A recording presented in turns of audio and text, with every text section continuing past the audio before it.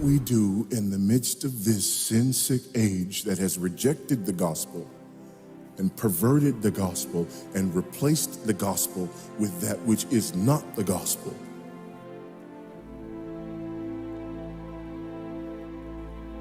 Is that we call out that wickedness. We call it by name.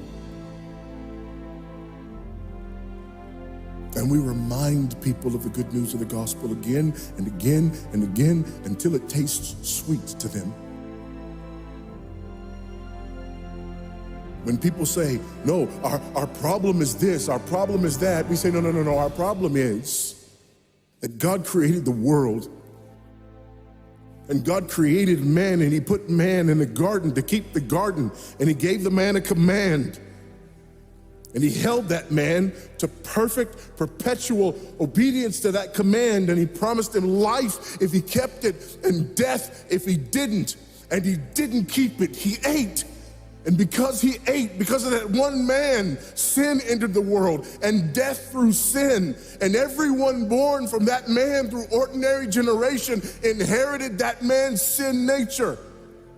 And because of that sin nature, sins proceed from it. And our world is broken because of that sin. And we stand guilty before a holy and righteous God. And we know that he's holy and we know that he's righteous and we crave justice. But the problem is that if God gives us justice, we all die.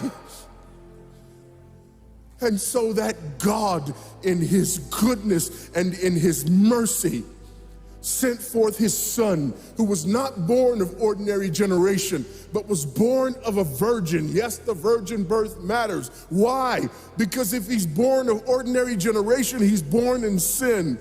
But because he's not born of ordinary generation, he's not born in sin. He's clean of sin. His record is clean. And he keeps his record clean. And he obeys God's law. And because he's fully God and fully man, he obeys the law of God on our behalf in his active obedience. And then in his passive obedience, God made him who knew no sin to be sin for us. All we like sheep had gone astray. Each of us had turned to his own way, but God laid upon him the iniquity of us all.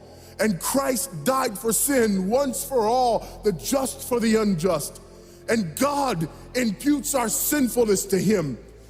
And he nails our sinfulness to the tree. And Christ dies and raises again on the third day for our justification.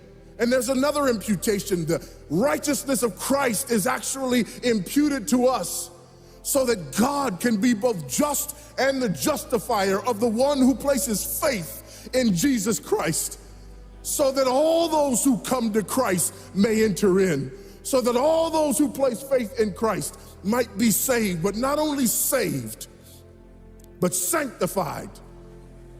Because he's the firstborn of many brethren. We're justified and we're adopted into the family of God. And we're sanctified, and as his children, we begin to bear the family resemblance. And we're further sanctified throughout this life by the very same gospel that saves us. Until one day when it's all said and done, we're not just saved from the penalty of sin.